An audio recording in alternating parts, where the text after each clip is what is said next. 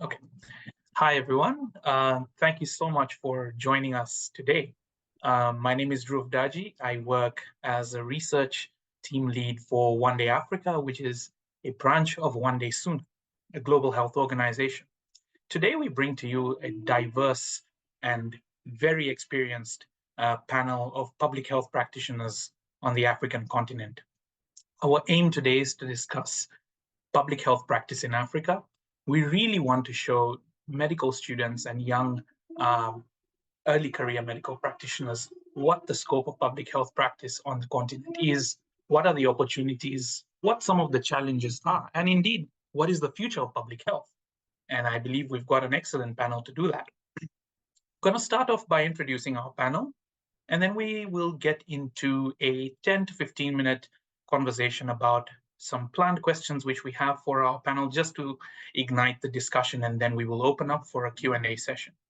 Please feel free to drop your question into the chat box, and we will regularly monitor it and record them and ask them to our panels. And feel free to unmute yourself when the Q&A session starts if you have a question. Right. So we have, firstly, Dr. Cholwe Jacobs, who is a global and public health specialist and epidemiologist with over 10 years extensive experience in public health. Dr. Jacobs studied at the University of Zambia, the University of Otago in New Zealand, University of KwaZulu-Natal, Johns Hopkins University, and Harvard University in the US. She is currently serving as the head of Department for Epidemiology and Biostatistics in the School of Public Health at the University of Zambia, and is the co-founder as well as country lead for Women in Global Health Zambia. Dr. Jacobs has an extensive experience working in global and public health in collaboration with governments, different United Nations programs, and has extensively published in a wide range of health topics in peer-reviewed journals. She also served as an academic editor in 3 journals, which is the PLOS Global Public Health, Frontiers in Tropical Disease, and the Zambian Health Press. Next, we have Ms. Amy Elizabeth Cunningham. Ms. Cunningham serves currently as the Health Office Director for the U.S. Agency for International Health in Lusaka, USAID. She oversees a large health portfolio at USAID, ranging from health system strengthening, supply chains, logistics, HIV and TB, global health security, maternal and child health, family planning, nutrition, to mention a few. Amy holds an MPH in maternal and child health from the University of North Carolina in the US, an MBA from the University of Maryland, and a diploma in neuroscience and psychology from King's College London. In 2003, in Uganda, Amy spearheaded the launch of the first ever PEPFAR-funded HIV treatment program with joint clinical research centers. And this was a visionary local organization that led the scaling up of ART for HIV in Uganda. She also holds senior leadership positions within the US government, serving as a senior advisor for field and country programs at the new Global Health Security and Diplomacy Bureau at the USAID Office for HIV and AIDS in Zambia, Tanzania, Uganda, and has served on numerous boards outside her public service role. And last but not least, we have Dr. Abdulaziz Mohammed, who is the head of division for this disease control and prevention arm of the Africa Center for Disease Control, CDC. He works in Addis Ababa, Ethiopia. Dr. Mohammed is by training a medical doctor and has a master's in public health, and he is also a fellow of the West African College of Physicians, where he rose to the rank of chief consultant physician before joining the Africa CDC. He is one of the founding senior epidemiologists at Africa CDC from the year 2016, and also is a fellow at Chatham House under the Africa Leadership Program in Public Health. Dr. Mohammed has led developmental and validation programs with the Africa CDC on various health topics related from NCDs, injuries, mental health, reproductive health, and these are currently being implemented and supported by the African Union member states. During the COVID-19 pandemic, Dr. Mohammed co-chaired the Infection and Prevention Control Technical Working Group for Africa CDC for the continental response to COVID-19. So definitely, I think we can see that we've got a diverse range of public health experts who've worked in academia, in public health practice from a funder's perspective, from a public service perspective.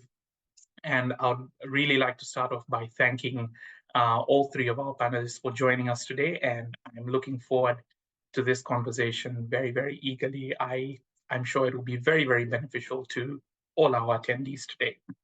So I'll get into the pre-planned Q&A session, and this is really just to stimulate a discussion while our audience also thinks of a few things that they want to ask our panelists today. I'll start with a very open-ended question, maybe to Dr. Jacobs. My first question is, why is public health important, and what really has it done for health in Africa? And seeing that we've got a cohort of medical practitioners who are present in our audience today, how has public health improved clinical practice? What's your comment on that?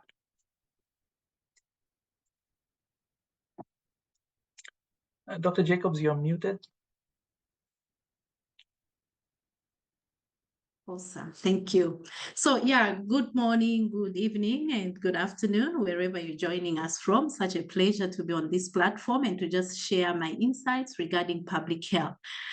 Ruvi, you ask a very important question, and questions, of course.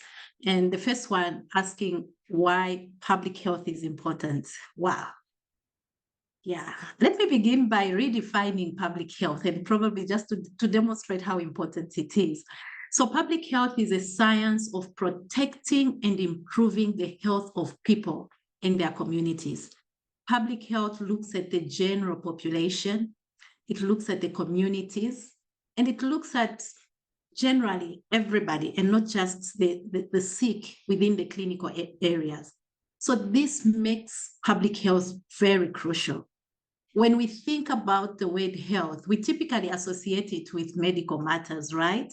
So the definition of public health can be seen a bit confusing because we're thinking, wow, health, and then we're looking at the public.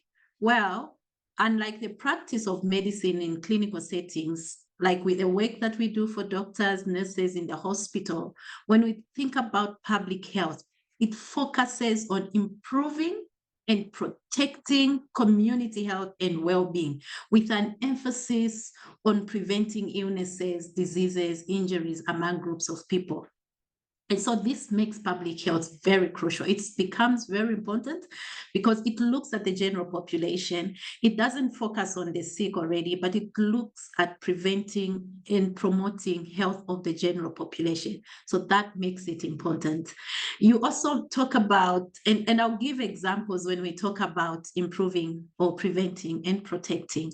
So improving, well, we have heard about public health activities, including health lifestyles, what food we need to eat, the exercise that we do, but also protection. When we talk about protection, we think about protective activities such as immunizations, vaccinations, and the COVID. Most recently, I think we are all coming from this COVID situation where we noted that the vaccination or COVID vaccine seemed to just have brought some magic where everyone now was protected.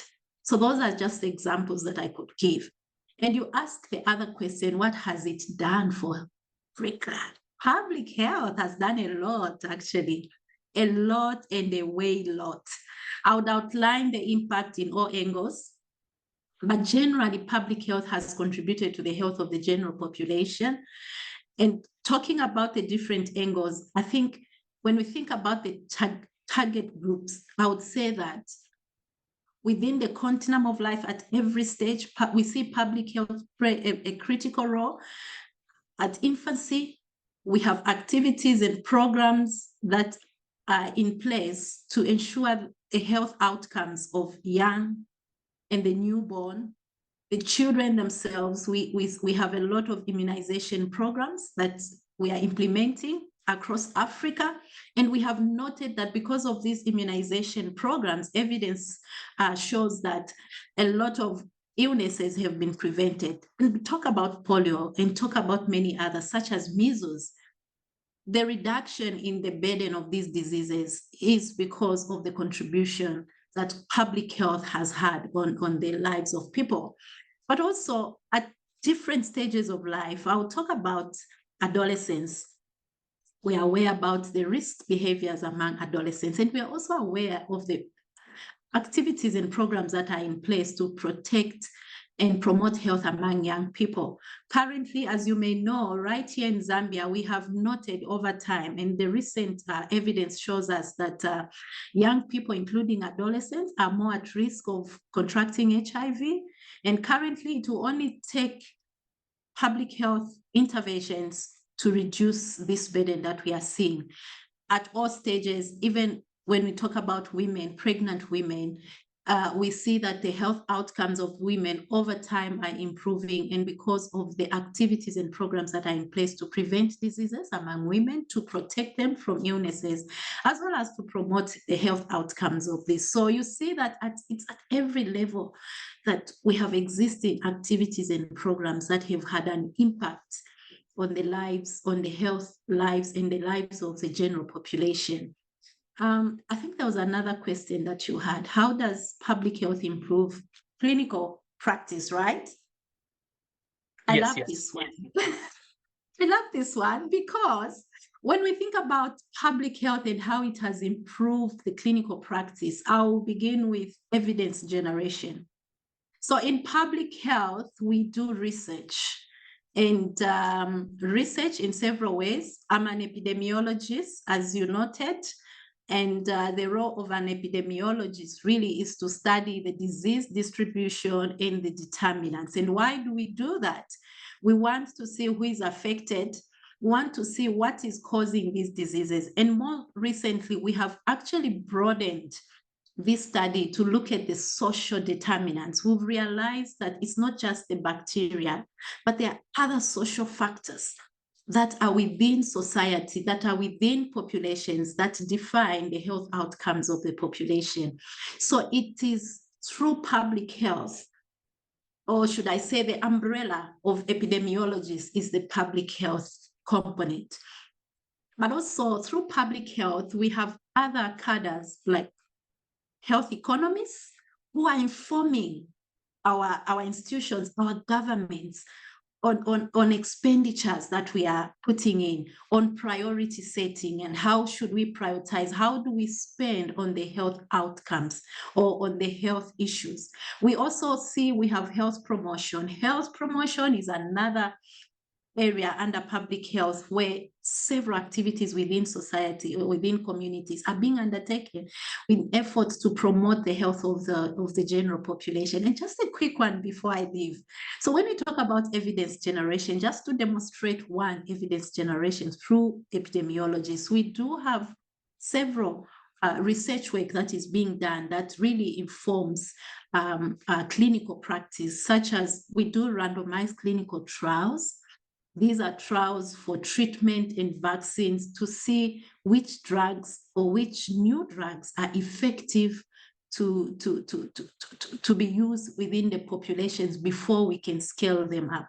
So it is through all these activities, and I think there's so much more I can talk about, but generally, indeed, public health improves the clinical practice because it informs on how we should practice. It informs on how we should mitigate and respond to the disease burdens within countries and across Africa.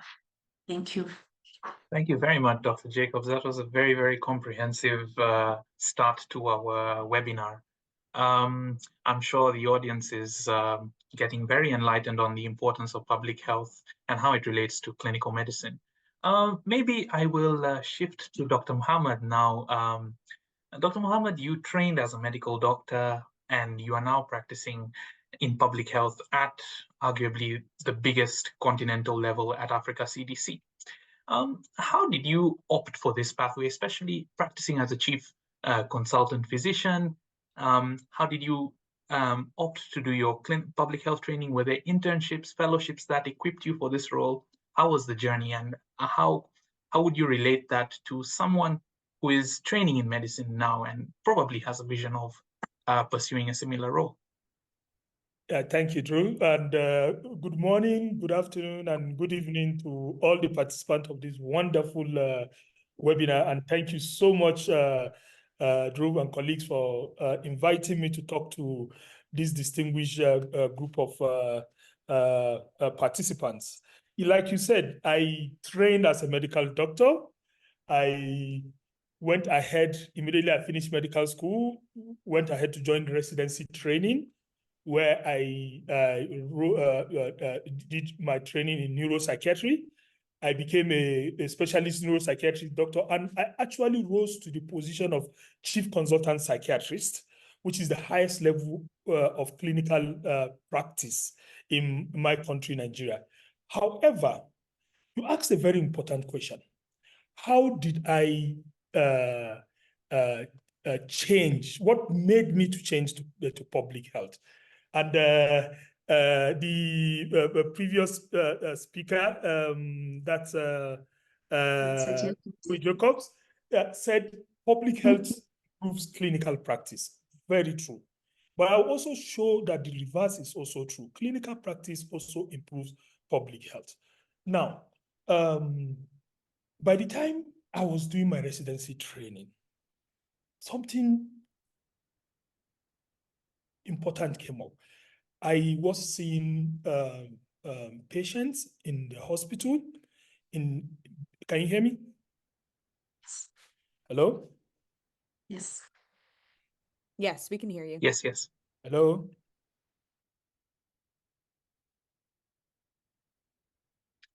Dr. Muhammad, we can hear you. Hello, can you hear me now? Yes, yes, yes. Yeah, please, apologies, my internet is a little unstable. No. So what I said is that by the time I was doing my residency training, I begin to notice something. I was only seeing patients that could afford the treatments, that could afford the fees of the hospital where I was training. And when I go for community psychiatry, I see in a community of maybe 20,000 people. Hello? Oh, goodness me. Hello? Yes, we can hear you. Hello?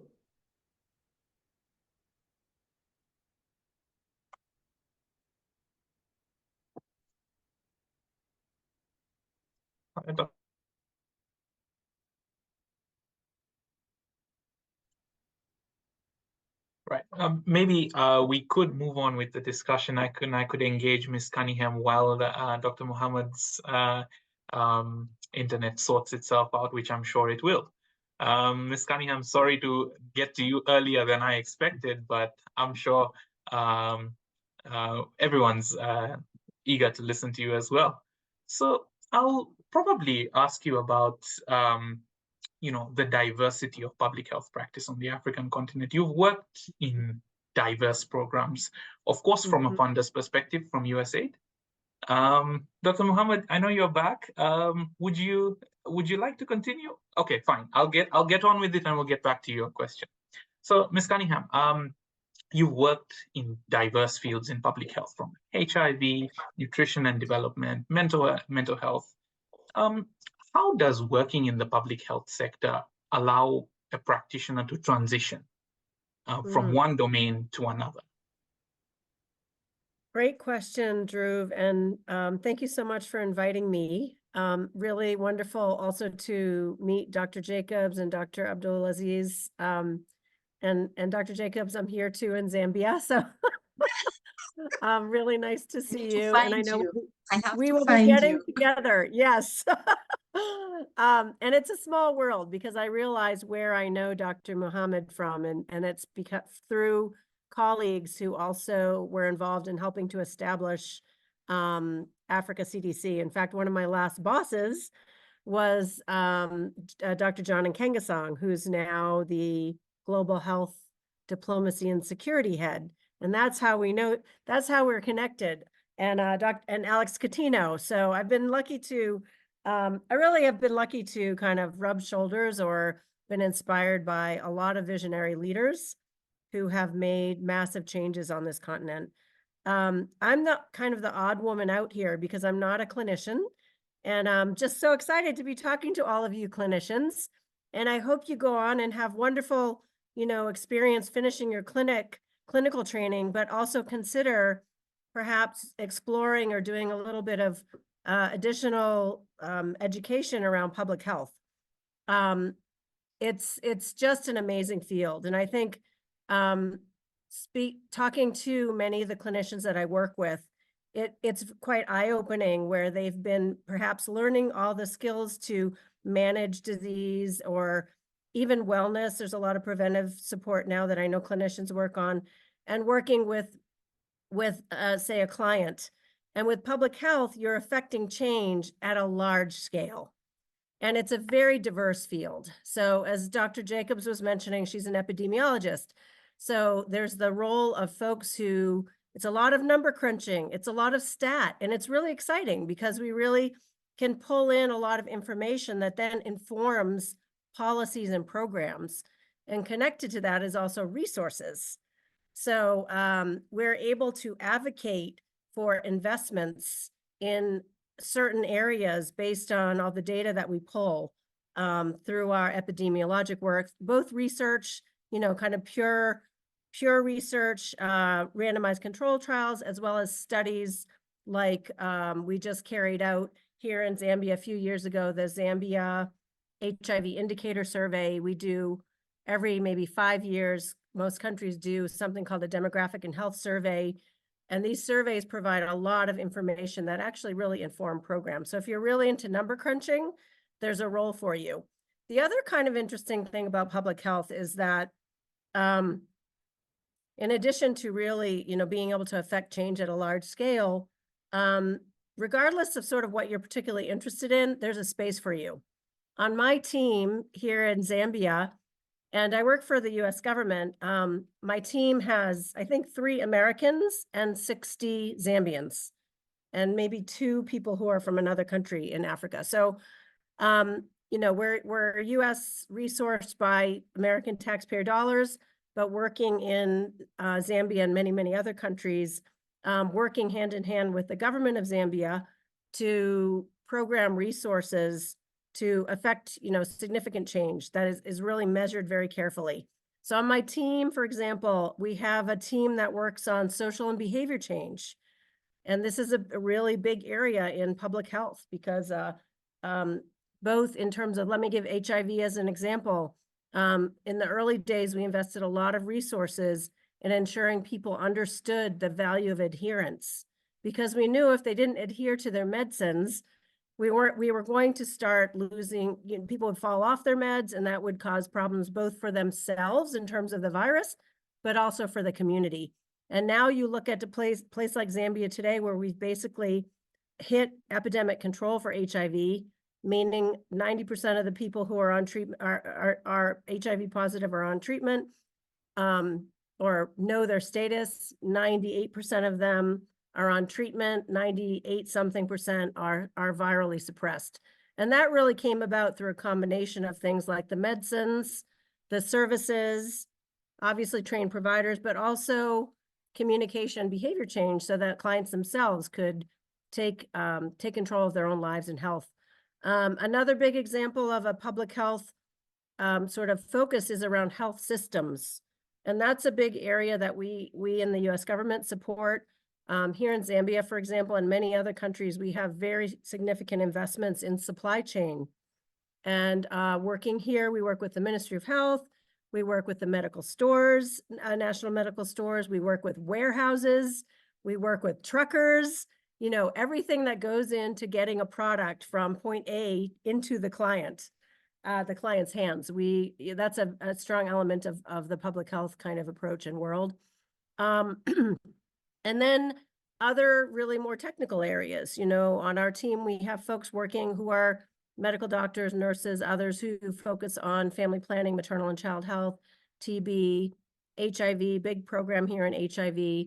But it kind of spans the gamut of everything it needs to take to deliver a service to communities and strengthen health systems is public health. So I think that's quite fascinating. It really doesn't matter what your interests are. You're going to find a space for you in the public health world. In terms of my own experience, I have to say, I didn't really know what public health was initially. I kind of was, what are people talking about when they talk about public health? I was living in Nigeria. I actually hadn't finished my first degree. I was a young mother, and I desperately wanted to go back to school and finish school.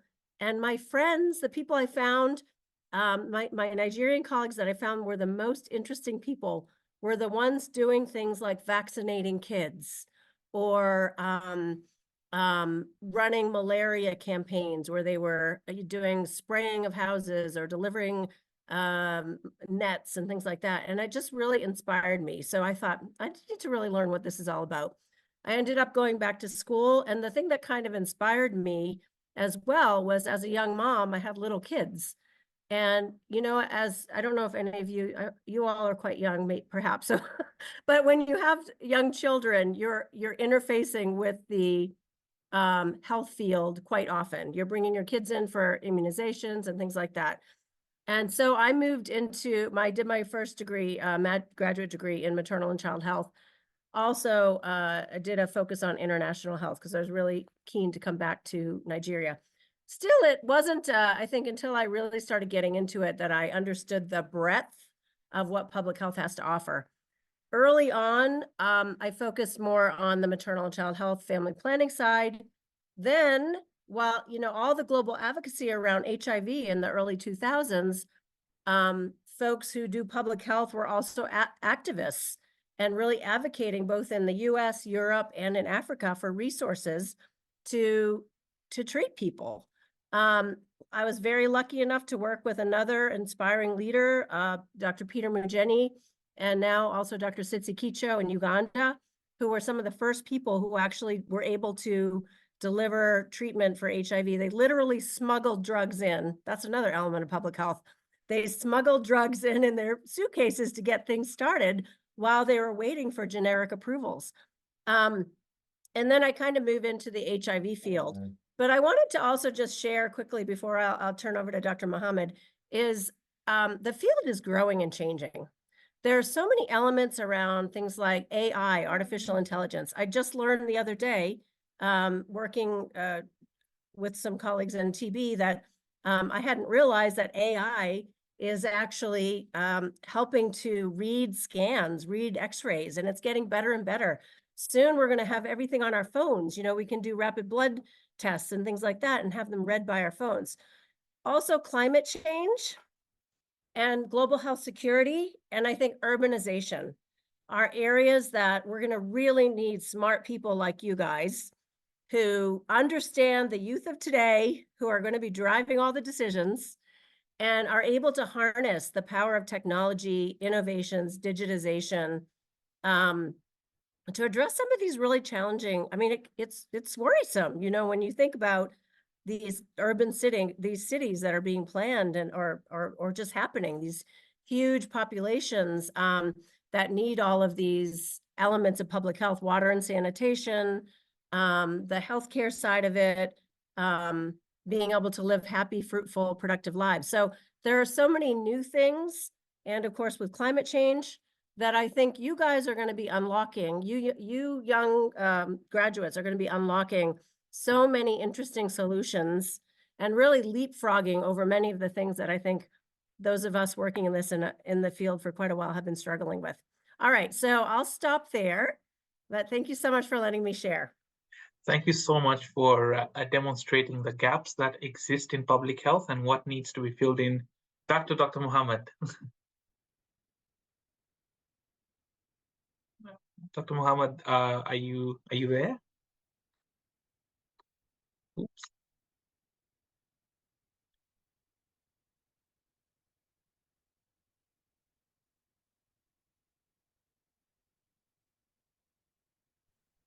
Yeah.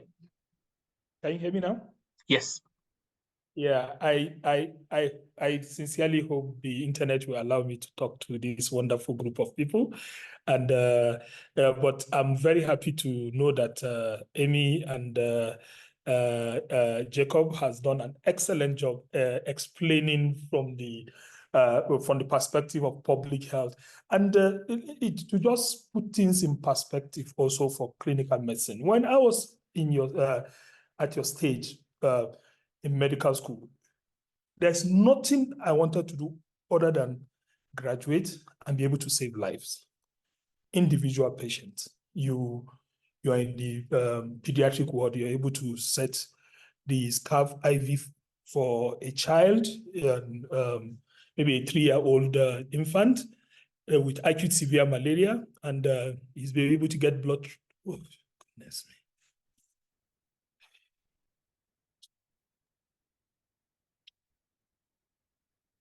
Ooh.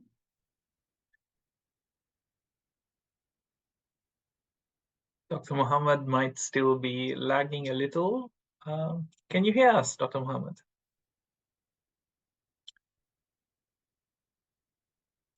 Let's see, these are some of the challenges of public health too, is working in places where we have load shedding. Right. Well, okay. As we hope that Dr. Mohammed gets us back, because I'm really excited to hear what he has to say. Maybe I'll quickly shift to Dr. Jacobs and get on with talking about, we've really talked about what public health is, what the gaps are, but Dr. Jacobs, what can a young medical student, an earlier career practitioner do to get into the public health space? What they've got an interest, what is available for them to do? What training is there? What routes can they take? Right.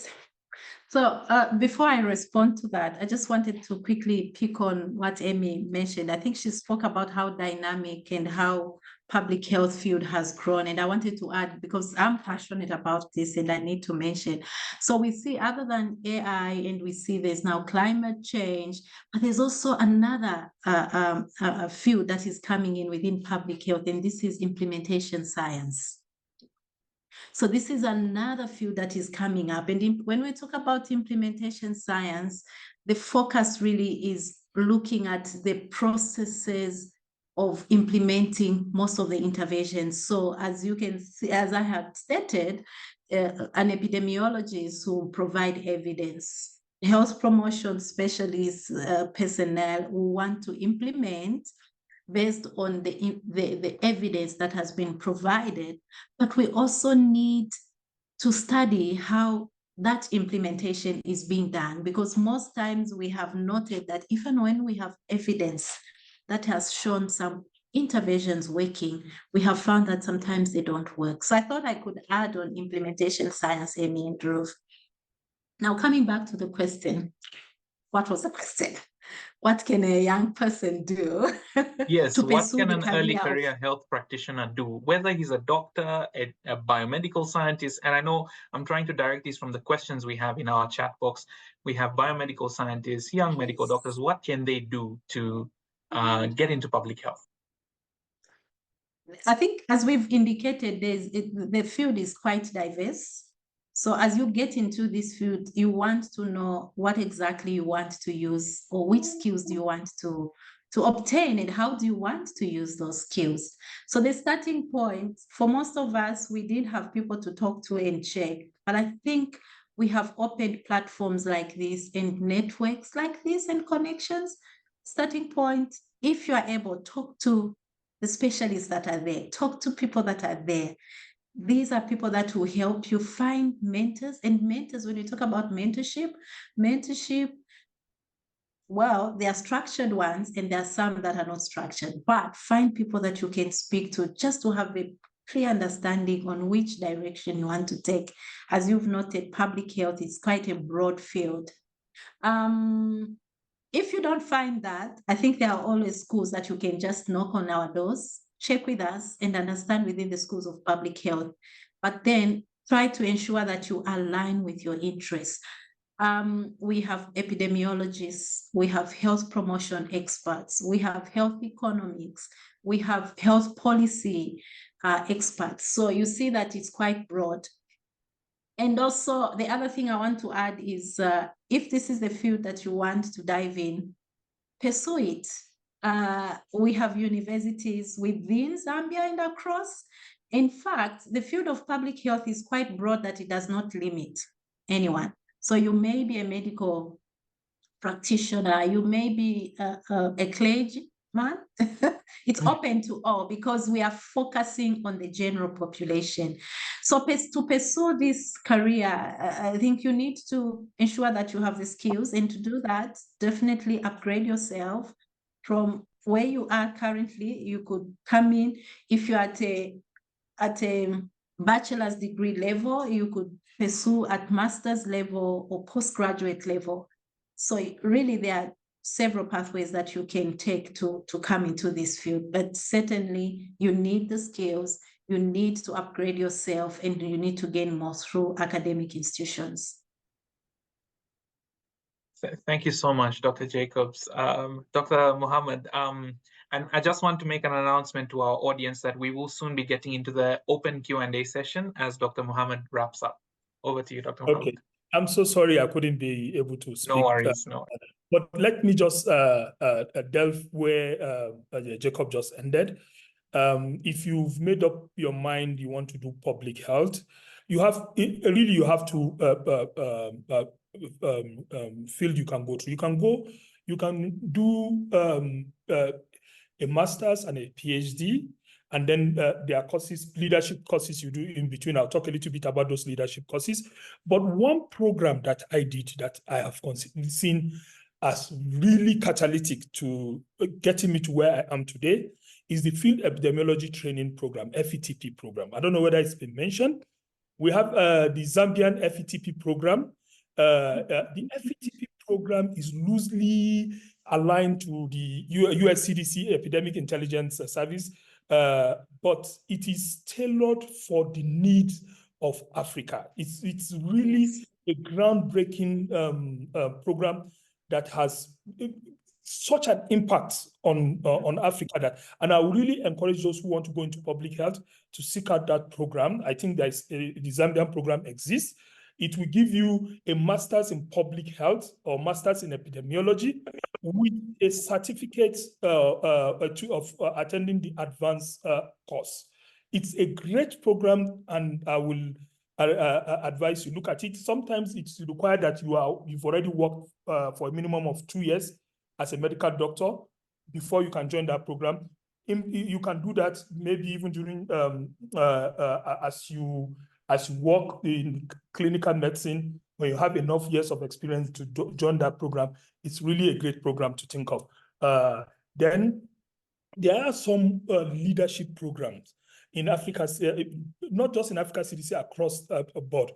We have the Kofi Annan Fellowship, which also is suitable for people that want to go into public health. And then you can also, we do some workforce development where we give some scholarship for masters and PhD. You can look up all of that. But another pathway also, if you really want to do clinical medicine, you could follow the pathway I followed. I did my residency training, finished my clinical medicine. And from that experience, it taught me many things. It taught me to understand how to bring the best of the two. That's clinical medicine and public health. And see how you can align the two to get the best in terms of strengthening health system, either at the level of the national level or at the continental level where I work now. Importantly, for clinical medicine, your constituency is one patient at a time. But for public health, your constituency is the community. This was what attracted me to move from clinical medicine to public health, because I realized I was only able to see those who I can afford my services in a big government hospital.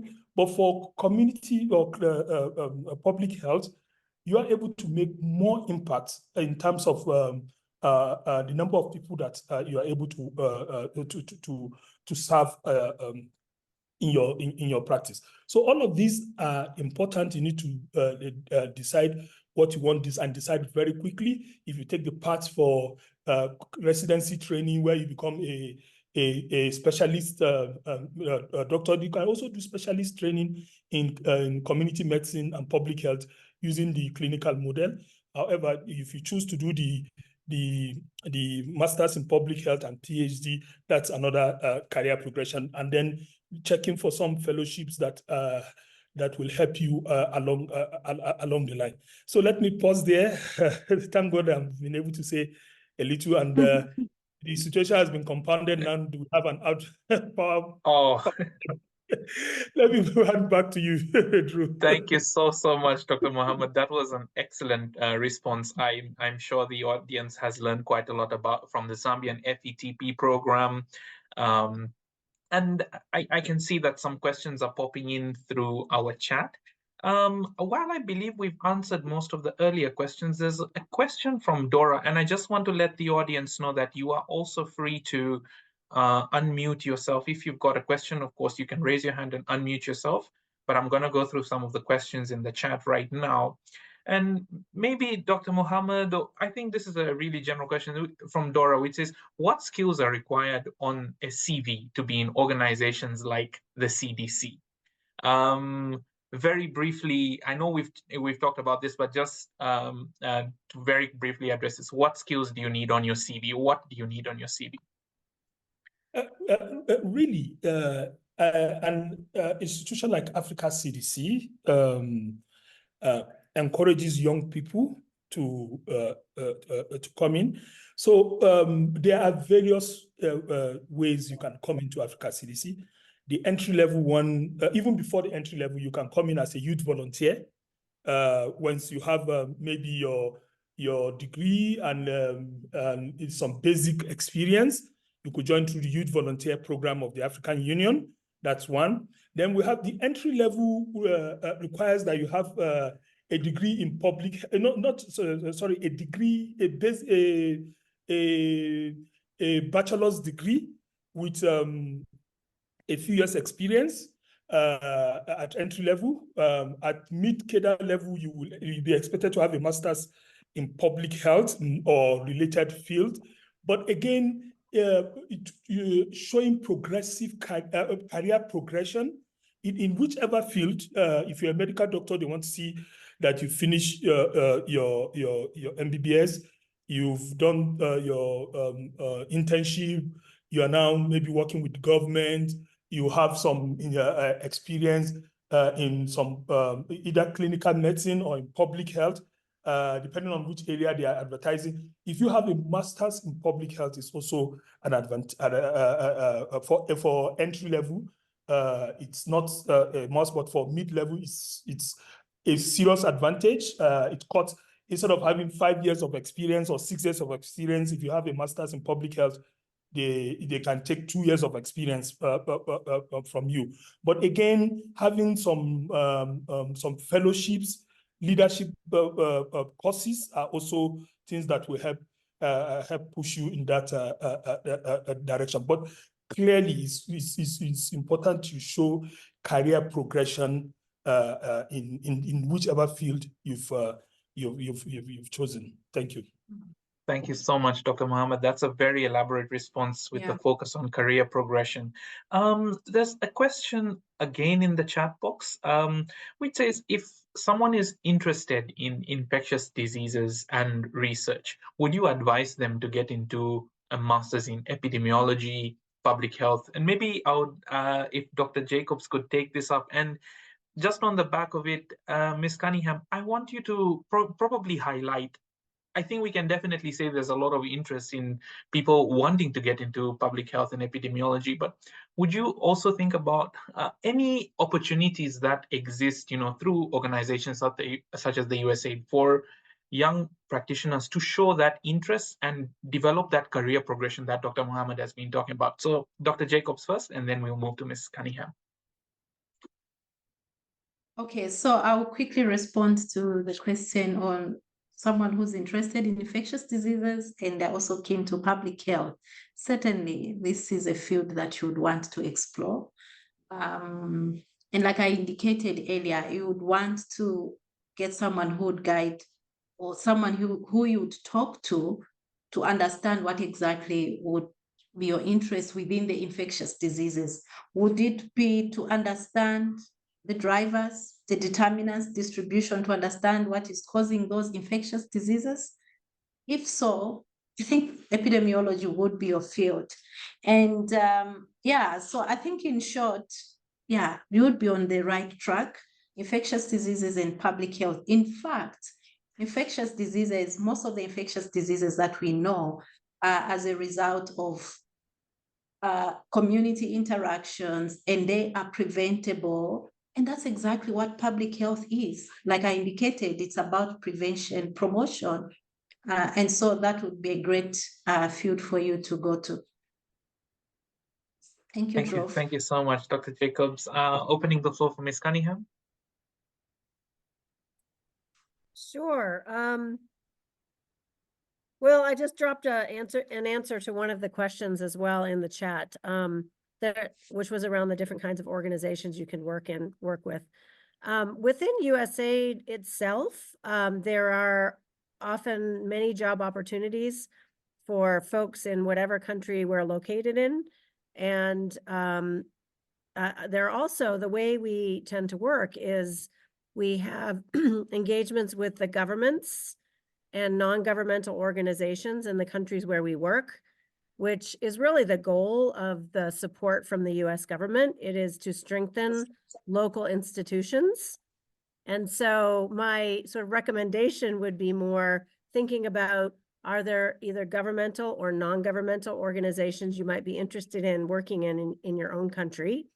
The other thing I was going to raise is that there are fellowship programs through the United States Department of State where folks with a diverse background can attend, and they could be medical students like yourselves or other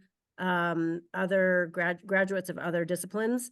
These are really amazing programs, and as Dr. Mohammed touched on the leadership focus, I think this is also a new area that has been very highlighted in our field. It's great to have these skills, either the public health skills, the clinical skills, or what have you, but really affecting change requires a real focus on leadership, being able to be a visionary leader, motivating and mobilizing folks around you, above you, under you, etc. So I just wanted to highlight a couple of these fellowship programs. One is called the Mandela Washington Fellowship. And I think annually about 700 people from the continent go back to the United States, and they get a broad range of exposure. It's not specific to public health, but it's really focused on growing African leaders.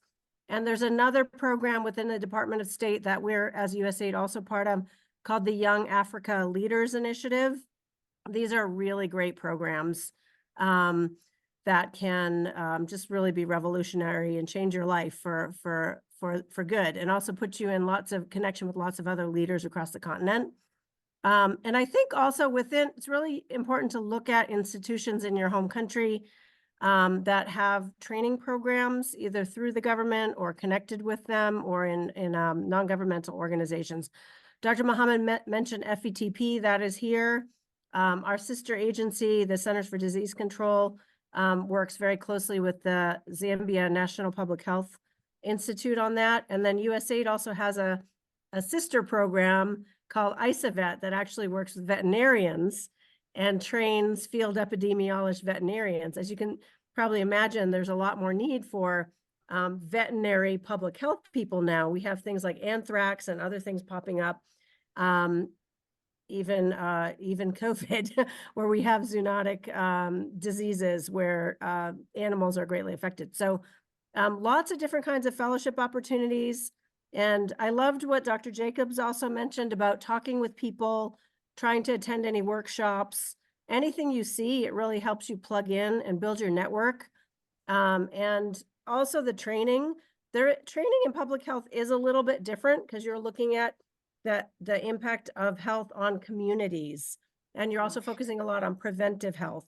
So it is a little bit different than the clinical care. And I really encourage you to try to do a little bit of training in that. If you can't do a full degree, even doing a short course, I think can really help you understand the language and be able to, pick up the concepts so that you could more easily enter into the job market. Over. Thank you so much, Ms. Cunningham. That was a very elaborate answer. Maybe I'll leave the next few questions open for any of our panelists to comment on. There's one that says, is it mandatory that before one joins a public health path to do an internship? anyone to take on that question. Is it mandatory to do an internship? I suppose this is a medical internship, a medical internship. Is it mandatory? Maybe. Can I pick that one?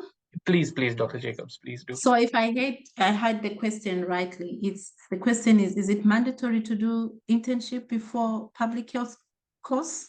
Yes. No, it's not. Okay. It's not. Because most times opportunities for internship may not be there, but that should not hold you from pursuing your master's in public health career. We've got a similar question from Uchizi, which says, is it possible to be part of any of these fellowships like the Mandela Washington, the Yali, without a degree? You don't have a degree, you're still training, but can you do any of these fellowships? Ms. Cunningham, your comment since you talked about these? Oh gosh, I'm going to have to get on the website. I'm going to drop the links in here. Okay. I don't think you absolutely have to have a degree. I'm not, because really the focus is on, we recognize people have all different kinds of lived experience. And I think that's becoming more and more prevalent, that your lived experience is extremely valuable. So just give me a minute though, I'll check and I'll drop it in the link. Thank you so much. Although I would just maybe comment from my my general knowledge that fellowships may not require certain, there are some fellowships meant for undergraduate students, some fellowships meant for people that are postgraduate. So I think it's a matter about looking for what suits you and getting on with that. But thank you so much, Ms. Cunningham. We've got another question from John Silwembe, and we might have partially addressed this. John is a biomedical engineer interested in public health. Can he do the public health training program? We've answered it, but maybe a very direct question, a direct answer to John from one of our panelists so that he gets that motivation. John, yes, certainly you would do public health, a master in public health with biomedical engineering. What I would say is that once you get on the board, it would be clear for you to see how you use your undergrad skill to apply it on public health. So the clearest answer is that yes, this is very possible for you. Thank you so much, Dr. Jacobs. And I think it's really a matter of defining what your interests in that space are and how do you relate and take your skills from biomedical engineering. But surely the plain answer is yes, it is. We should be wrapping up in the next couple of minutes, and I would keep it open. I think we have tackled all the, okay, we've got one more. So this should be our last question for the day. And it says, is it possible for us to be assigned individual mentors from this program onwards, whom we can talk to from this point on? Okay, so I guess this is a question I might have to tackle from the One Day Africa perspective. But I think that the idea is that finding a mentor is really something you need to do. Of course, One Day Africa, through this webinar, we did not look specifically at assigning mentors, but we have exposed our audience to great people in public health, such as Dr. Jacobs, Ms. Cunningham, Dr. Muhammad, and there are so many more public health practitioners out there. The vital key point that I think we need to take away is that mentorship is important and you need to find someone. I only got in touch with all of our panelists today through LinkedIn, through Google, and I'm sure if you want to find a mentor, just reach out to anyone that you want, and mentorship is readily available there. Right. I hope I didn't expect to answer a question today, but I hope I tackled that good enough. Can I add that to that, Drew? Please do. Please do. Yeah, you rightly put that, and I think just to add to that, please, and I'll give a quick example. I once sat next to one young person who really touched me because she mentioned how she thought that if she had met a mentor earlier in life, she would have gone through the right path. And for me, that meant a lot, and that meant that there are many more young people that may not be really about these career paths. So just to mention that we are open, right, Emmy? We are open. Please be open, reach out if you need to talk to any one of us. We're here. Yeah. Definitely. And Yes. please, Drew, feel free to share our contacts. We've benefited from mentorship. I've benefited from mentorship. Amy talked about Dr. John Nkengasong. Dr. John Nkengasong was, and he is still one of the last mentors that I have in public health. I mean, excellent mentorship. The first thing he told me when he assumed his position as the director of Africa CDC, Mohammed, we will make you become public health experts. We will make you practice real public health. I was looking at him when he was saying it. 5 years down the line when he was leaving, I told him personally that you have demonstrated what mentorship is. You've made me, and the good thing about mentorship is that you will leapfrog into many things that it will take other people ordinarily 10 years. Within 2 years, you have a grasp of that competence and that skill. So take mentorship seriously in any field you choose to take. It is one of the most important things that can get you very quickly to where you want to be and allow you to make an impact very early on in your career. Thank you. Thank you so much, Dr. Mohammed. That really, I think we cannot end on a better note than that. Ladies and gentlemen, it's been a pleasure discussing public health.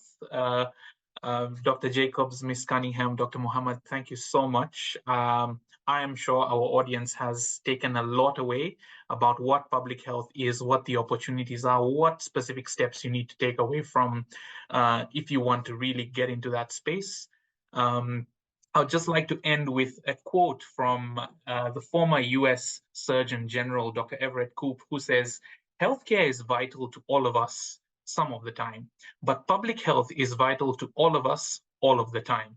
So I think we've really highlighted that and displayed the importance of considering public health and strengthening public health on the African continent. And as One Day Africa, I think we cannot thank our panelists any better by, for sharing your expert opinion, your knowledge, and even availing yourself for our young practitioners in the audience to reach out. We're really grateful for it, and thank you so much for sparing your time for this event.